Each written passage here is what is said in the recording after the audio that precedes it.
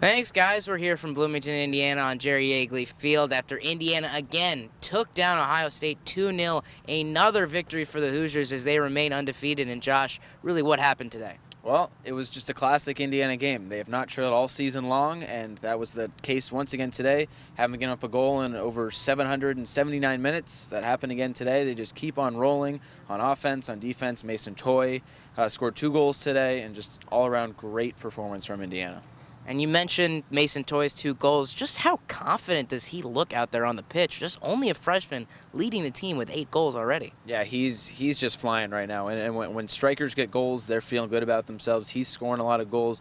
We were talking to him after the match. He feels really good about where he's at, just kind of mentally and physically. He's putting the ball in the back of the net. He's doing what's being asked of him, which I think is very important, and he's also being challenged a little bit by his teammates, by his coaches, winning balls in the air, holding balls up in the attack. So he's doing a lot for this Indiana team, and it's really showing out on the pitch. Now, what was different about today's match in regards to how they played with weather? How did physicality come into play as well? Because that's something I personally noticed. Yeah, well, Frankie Moore said they like playing in this type of weather. It's a little bit chilly. It means the tournament's right around the corner. It means they can run all day. I think he called it run all day weather, something like that. But they like to get out and run. They're kind of a physical team, so I mean, I think that the weather kind of suits their style of play.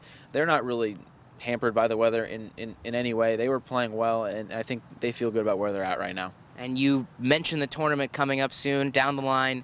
Looking just forward, Butler this week, what should we expect out of Indiana as they go up to Butler? Well, Butler's another in-state team that is pretty good. They've been in the rankings a lot this season. I think they've fallen off a little bit as of late, but still should be a great game. 2 in-state teams. Last year was a fantastic game.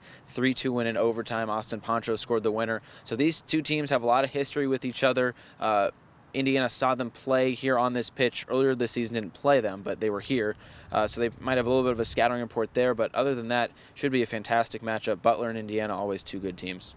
So you have it there. Indiana takes down Ohio State 2-0, 8th straight shutout, 12th of the season as Indiana remains undefeated, and it'll be interesting to see if they can do it again against Butler this week.